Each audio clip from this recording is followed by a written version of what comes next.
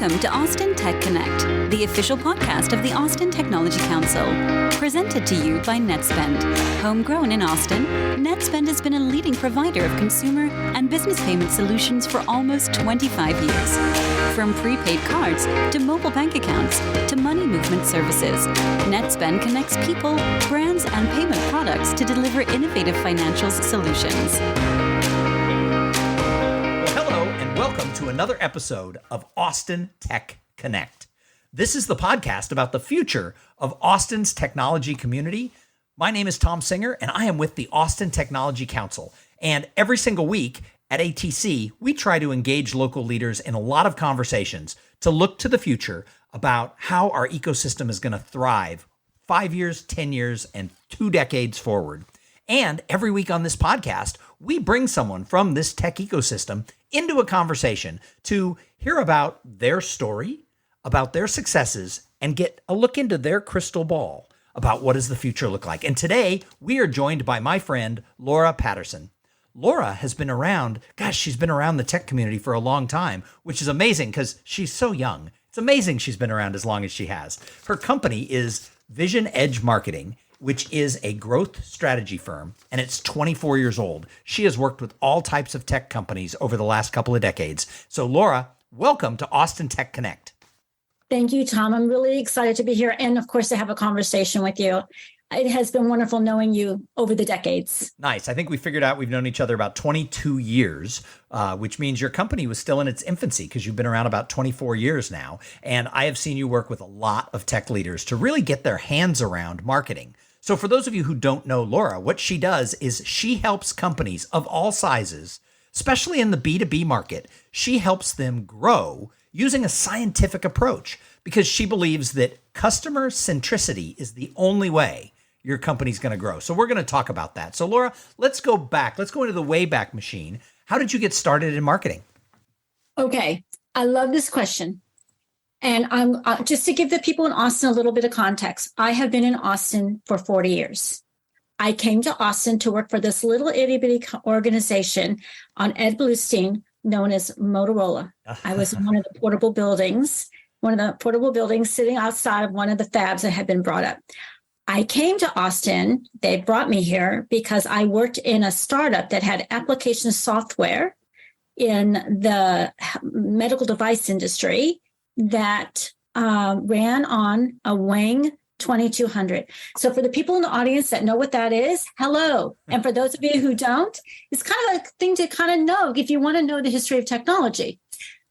That was in Florida. And before that, I worked and the reason I got that job, I had worked in the insurance industry doing the science side of marketing. My job way back when, my title was Customer Relationship Manager, CRM for short. And it did not mean a piece of technology. It really was about how to grow the value and share a wallet of existing customers, and to do that to use science, to use data to help identify ways that would encourage more loyalty and more spend.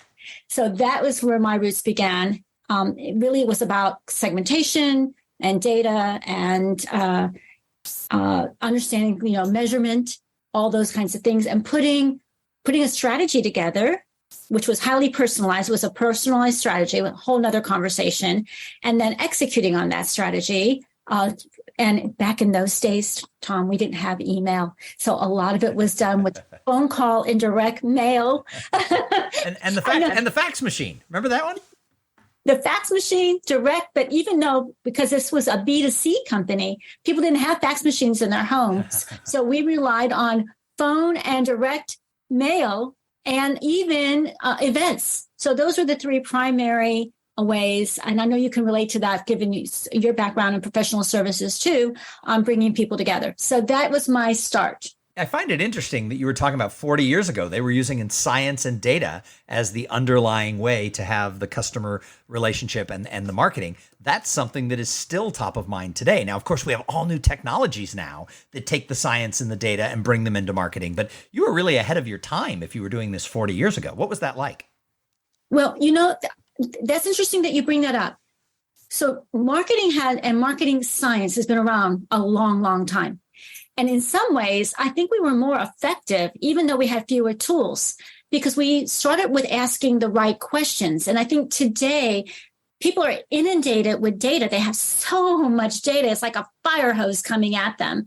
And it's coming from so many different platforms. Back then, and I'll come back to that in a moment, but back then we didn't have all these tools that had all this stored data. It just wasn't there. So you really had to know what it was that you wanted to know, right? So I think that's an important thing. Know what it is you need to know in order to really make the data help you get the insight so that you can make a critical and confident decision, ideally about your customers, which is back to being customer-centric. What is it you need to know about your customers to help you create value for them? That's our job as inside a company. How do we create value for them? By creating value for them, we create value for our organization. And that's really the purpose of marketing. Well, one of the reasons I wanted to bring you on the show to talk is you do have this longevity of having seen marketing now for tech companies over so many years take on so many different changes, like you said, the new tools that are there and all this, and so much data that is now available at our fingertips. What are some of the biggest changes you've seen in the world of marketing, both positively and maybe some negatively, that tech companies should be thinking about as they're looking to their marketing strategy? Okay, well, we'll come back to strategy in a moment, but I think one of the things that all marketers have been guilty of over the years is chasing shiny toys. And, the next thing that comes up, and right now we're chasing AI, right? That's a shiny new toy, and we're chasing that. And we chased websites, and we chased email, and we chased marketing automation platforms, and we chased social media, and we chased SEO. We have chased a lot of things, and we think it's all done and ready, whether it's pay per click or whatever it might be, or mobile marketing, whatever it might be. We think it's happening a lot faster oftentimes than that actually is happening. Things take a lot longer to take root. And I bet you know that from your own experiences, that you want, whether it's pursuing a new market or turning a company or an organization around, it isn't something that happens in months. It's something that happens in years. And that's the same. I mean, think about where we've come in websites, right? I think about our first website for VisionEdge Marketing in 1999 was a piece of hard-coded, thing that was like tens of thousands of dollars to make 2 pages that did absolutely nothing but sit on the web, right? Tens of thousands of dollars, hard-coded. I could do absolutely nothing with it. And think about, even in the 24 years, we've gone from that to things like Joomla and Pearl, and to WordPress sites and other types of sites, to interactive sites, to things you can do on a site you could never have done before. Right. Think of all the things that we're doing, and we're still learning how to make websites work.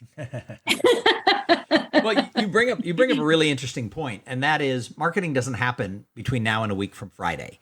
Marketing and getting your message out there and getting your message understood, whether you're starting a company, whether you're growing and continuing the company, or whether you're trying to turn an organization around, you need to be out there putting that message out there through a lot of different channels in a lot of different ways. And it takes time for people to start hearing it. I've been working with the Austin Technology Council for a year now, and we're in the process of doing a reinvent. And I met with a turnaround specialist, and she said, how cute that you think you can do everything in a year. In order to get a message fully turned and to get buy-in, she goes, it's a 3-year process. And I think sometimes tech companies think, oh my God, we need marketing because we need it today. And they mistakenly think that marketing is SEO or social media or followers or whatever.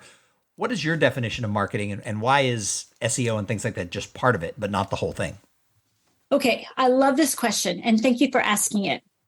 So we had this conversation many years ago in our company as well, because we named ourselves VisionEdge Marketing, and we were very deliberate. So let's back up for a moment. Peter Drucker in 1954 said the purpose of business is to create a customer. And he said the only 2 things that matter in order to create a customer are marketing and innovation. All right. I happen to believe that. If you fast forward from there to like the time in 1999, which when we were being formed, and I had already been working for several decades in marketing, Phil Kotler came out with a book, and he's kind of considered the father of modern marketing. And he said, the job of marketing is to find, keep, and grow the value of customers. That's the definition. Okay, find, keep, and grow the value of customers. So that ties in very nicely with Peter Drucker's philosophy, right? So it's all about being customer-centric. Tech companies that we have worked with, and I have worked in tech companies in my career, several in my career, plus all the hundreds that we have worked with as part of our company, as part of VisionEdge Marketing. I noticed a couple of interesting personas, and I'll share them with you. And you tell me whether or not you know any of these personas. The persona of the market of the company, where the CEO believes that they are the marketer. They have done all the marketing work. They've worked to put that together. They've hired a salesperson, and now what they really want is someone to come in, implement their vision, and make leads happen for the salespeople, right? And so whatever it takes to do leads. Whether that's events or SEO, make a new website, email campaigns, whatever it might be, their job is just to generate some leads. They don't need to think about anything else because the CEO's got that nailed. Okay, that's one kind. The other kind is the CEO, who's the technical CEO, knows that they need someone to help them figure out the strategy, the value prop, the positioning, the messaging, and they bring somebody in or hire somebody to do that work, and they really haven't done their homework to go out into the market. They have someone come in, but you really need to do your homework. And one of the things that was unique about VisionEdge Marketing when we came into existence is our roots in doing research with, customer research. There wasn't really anybody doing that kind of work, back then, to understand what is, how do customers want to hear it? What's the problem that a customer has? How big is that problem? Where does that fit in their priorities? How are they solving it today? What's working around solving it today? Who are they talking with to solve it? Why are they talking to that company? Why would they talk to us? What would they want in a solution if it was coming from us? Those kinds of questions, right? That's all what we call upstream marketing. And people need to do that work, not just hear what you think your vision is and turn that into a message. And then the third, and so they struggle to get implementation because they didn't do their homework. So people are implementing based on that, but it's not resonating in the market, right? That's another kind of critter.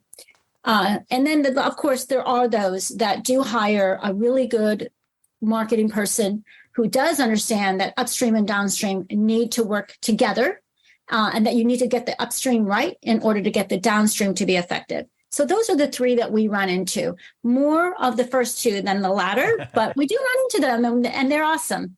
Does that resonate with you? No, it totally does. And I thought of people that I've worked with in places that I've worked where they just think that, marketing better be driving leads. That's all it's about. It's giving the salesperson the next call to make. And certainly that is a end product of marketing, but it's not the only end product of marketing. You're right. Sometimes that's why marketing and sales tend to collide is, in my opinion, sometimes they aren't working for the same purpose. And so they get caught up in this, where's my leads? Hey, we're doing all this stuff. The second one's the one I've seen a lot, which is people who don't do homework. They just let someone on the staff make the decision of this is what the customers want, and then they go all the way down. I see that one a lot. And so I've seen both of them. However, I do want to go back to this whole concept of upstream and downstream marketing, because as you said it, I got really excited. I liked it, but I'm afraid we covered it a little too fast. I want to go back and talk a little bit more for the people listening who have a company who need to do both. They want to be in that third bucket that you talked about, where they're doing things right. They have the right people on and they're doing it for the right reasons. So let's go a little deeper into what is upstream marketing, what is downstream marketing, and what do companies need to know about this? Okay, I'd be happy to do that. And, one of the places to maybe think about is, if you're really fascinated by that, this Dr. Ram Charan wrote a book, and it's called Profitable Growth is Everybody's Business. It's everyone's business, not everybody, everyone's business. Dr. Ram Charan, Profitable Growth is Everyone's Business. And I attribute him, he taught at Boston University, Northwestern, Harvard. I don't know where he's teaching today. And he really goes into distinguishing upstream from downstream marketing. So you don't have to take my word for it. You can actually go read it from the expert. But I wanted to share with you, I thought you might ask this question, so I actually did a little homework. And he says that upstream marketing is a strategic process. And I love that phrase. It's a strategic process of identifying and fulfilling customer needs. So he is back to our whole premise about customer centricity. And he says that this involves understanding customer segments, analyzing how the customer uses the product or would use the product or service, what is your competitive advantage, why you're better, why you're different, all the things that you and I were talking about that come first. And then he says downstream, which is what everyone is enamored with. And of course, that's where all the glamour and fun is all the things that are really important for the execution of the upstream, like your advertising and your promotion and your brand building and your PR, your events, your content, your video, whatever that might be, right? So that's really how he distinguishes them. And they have to really work together. And they work together. And this is, I thought, an interesting phrase, to motivate customers. So it's about motivation, not just persuasion, but to actually motivate them to action. So action to adopt your product or service. So a key set of measures, which is, again, back to VisionEdge Marketing roots, is were they motivated? Did they take an action? And adoption rate. Did they adopt? So a lot of times we find that the tech companies, particularly the early stage tech companies, get caught up in activity measures. Things like how many people came to our website? How many people opened our email? What's our engagement on our social media? How many fans and followers do we have? How many new leads or forms did we get? Or whatever, right? And they're not really thinking about what they ultimately need to be measuring, which at one end would be motivation and at the other end would be adoption. I like that. And I like that clarification between the upstream and the downstream and how they have to work together. You need that strategy in place before you can go do the fun, sexy SEO, brand building and stuff like that. You mentioned branding. I can remember, like I said, I've known you a long time. 20 years ago, the hot buzz term in marketing was brand. What's your brand? Everybody, all the companies that were starting were brand builders and all this different things. What is brand and where does it fit into marketing in today's world? Okay. Another really good question. So ultimately, the definition of a brand is the promise. What is the promise? So you might remember this book from way back when, Trout and Reese. I think that their book came out in the 80s or something. It's a long time ago. And they talk a lot about brand and the brand promise. So we all know what a brand is. The point is that a brand is a shortcut.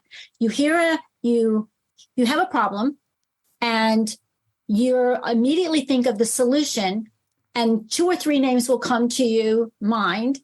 And that is because that brand is connected to that solution and the promise of that brand. So for example, many of us are beginning to travel again. And one of the things we might be thinking of is, where are we going to stay? In the old days, it would just be maybe a couple of choice of hotels. Yeah, you had the Hyatts, the Marriotts, the Four Seasons, the Ritz-Carlton. Right.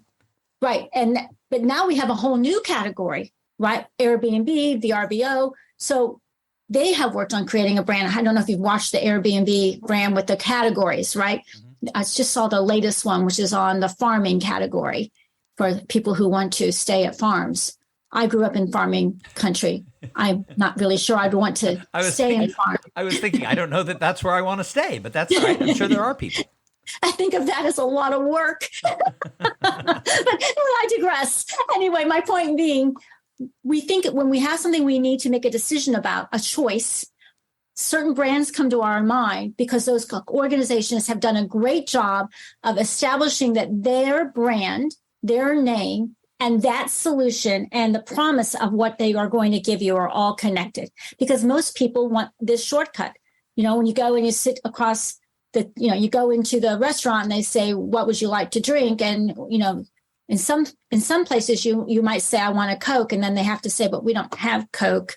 We have Pepsi. And the person says, in their mind, Coke is whatever soda that you have. Right. To some people, although not to my wife, she won't drink one of those two. I won't say which one, but I don't drink either, so it's okay.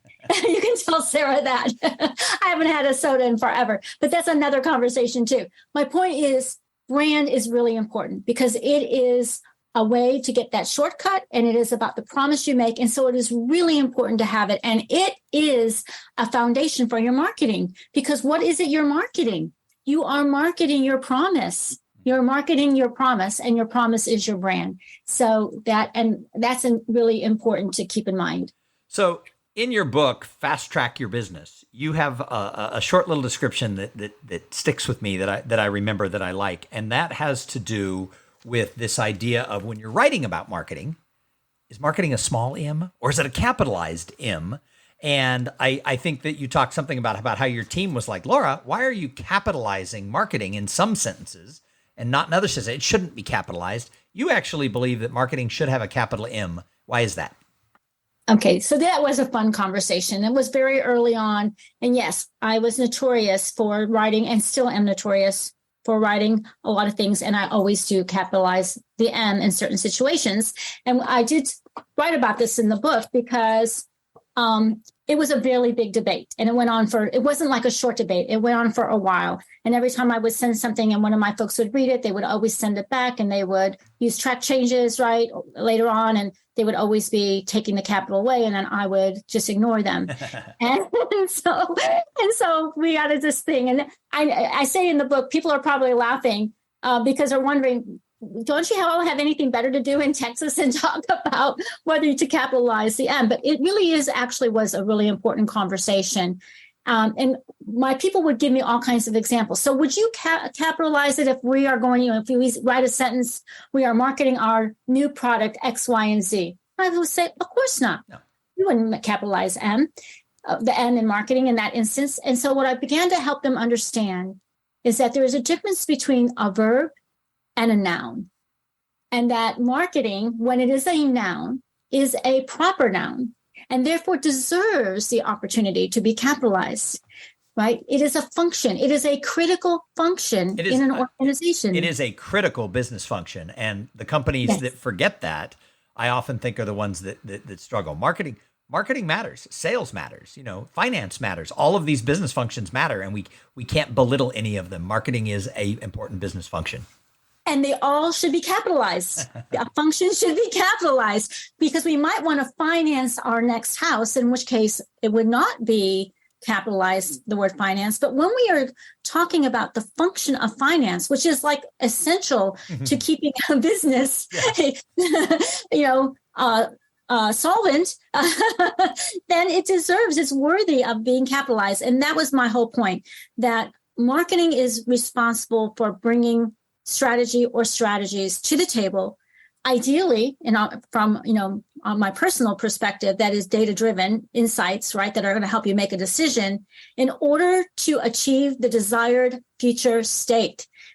Well, if you're trying to achieve a desired future state, that is worthy of being capitalized, and hence the conversation. I hope that makes sense to some people. It's a little bit off the.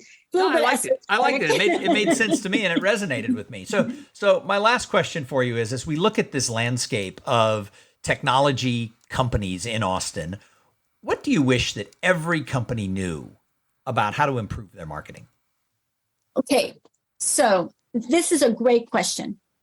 And the best way to begin to think about improving your marketing is for you to understand what are the business outcomes for the company. What will allow the company to declare success in whatever the time horizon is? And if that success can be declared in any number of ways. But if you were going to open up a case of Dom Perignon, what would allow you to make that investment and open up a case of Dom Perignon for your company? And that is what marketing should be helping the company achieve. And today, a lot of companies do not make the connection, a strong enough connection, that marketing is supposed to be connected to the business outcomes, not to the sales team, not to the budget, not to whatever, but to those business outcomes. And if you want marketing to be successful, you need to hold them accountable and have measures to those business outcomes. Nice. So I want to switch gears here a little bit and talk about Austin. You've been here 40 years. That doesn't make you or I a native. I've been here 32 years. My daughters will tell you that you have to be birthed on the soil to be a native. So we don't. My husband would say the same. He's a 5th generation Austinite. So yes, he would say it does. By marriage does not count. That's right. You can become an Irish citizen if you have one Irish grandparent, but it doesn't work that way in Texas. You've got to be born here. But so, all seriousness here. As we look at the changes that Austin has gone through, you were very involved in the early days of the Austin Technology Council, back when it was the Austin Software Council. And so we've seen a lot of changes. Where do you think we've come from, And where do you think we need to be aware? Where is Austin going, and what do we need to be paying attention to make sure we continue to thrive? You know, Tom, I think back to those olden days, for lack of a better word, the golden days, whatever you want to call them. And I loved the phrase you used in your opening. We had an ecosystem, and it was a very community-oriented ecosystem.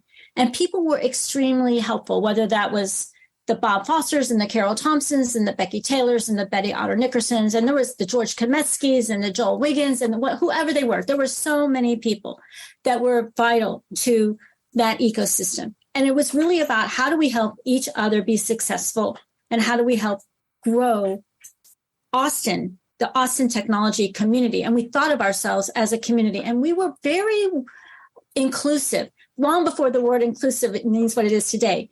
People came, people built companies, and people here were pretty helpful. And if you needed a connection, and I still can remember having a conversation just a couple of years ago with someone new to Austin, having a quick cup of coffee with them, and they needed something. And I said, well, I know so-and-so. Have you met so-and-so? No, I haven't met so-and-so. So, well, I'll make an introduction for you to so-and-so. And their comment was, you will? Well, of course I will. This is Austin. That was Austin in the 80s and the 90s and the early 2000s. And I do think we have lost some of that willingness to be helpful, that sort of everyone, we can be competitors, but we can be friendly about it.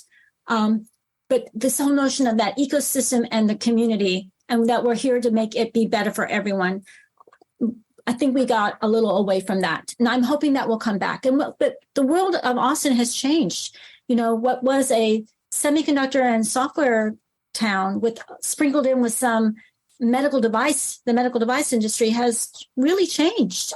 And, we need to recognize that and adjust accordingly. Well, I mean, it's good. I think, some of the changes are great because we have such a diverse tech ecosystem now. There's so many different types of technologies that are growing and being birthed and being expanded and innovated here in Austin. But I think you are right that, some of that early days, there used to not be walls. And so you used to see the people like the George Kometskys would sit down and, have a conversation with someone who was in sales for, a law firm or whatever. I don't think I was with the law firm yet when I met him, but I had the opportunity to meet him, and we sat down and had a conversation. And there was this ability that it wasn't curated by job titles, size of company, level of success. And I think we need to remember that there's a time and a place for curated meetings of small groups of people who are just like you.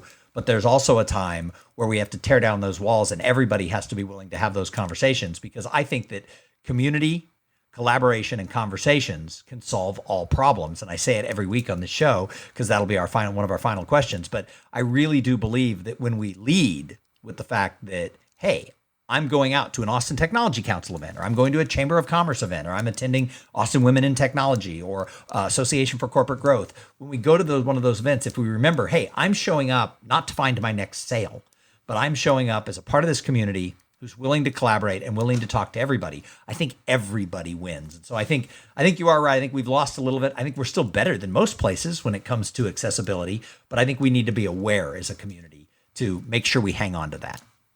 I agree with you. And of course, some of that is the changing of the guard or the passing of the baton.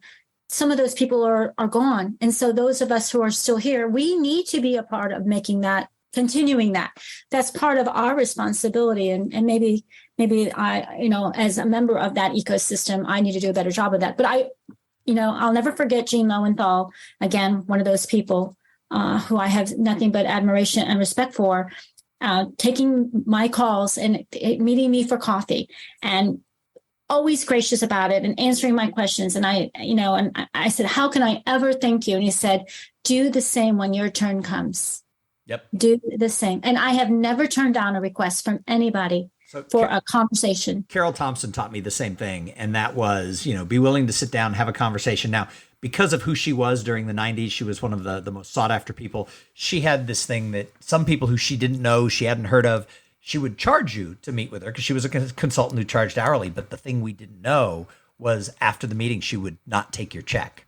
It was just a matter, of seeing that. I can always remember sitting down with her. I wanted some advice. She gave me some advice. I went to give her the money I'd agreed to. And she goes, I'm not taking your money. She goes, just make sure you always pay it forward for the rest of your life. And that has always stuck with me as such a good example of, you may need to have some walls sometimes. Some people, obviously there's people who are more celebrities in the tech community. They're going to get more calls. They can't say yes to everybody. But for most of us, I talked to somebody one time who goes, people call, they want to pick my brain. She goes, I hate that. I always say no. And I'm like, how many calls do you get?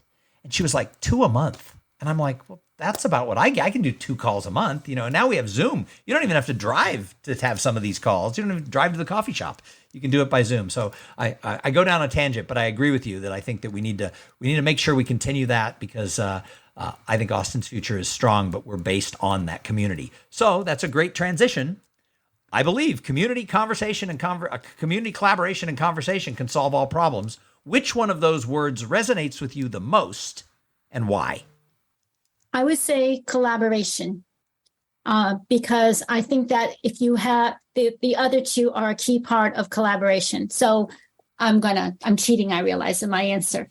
But when you are collaborative, you have to listen. When you are collaborative, you are part of a community.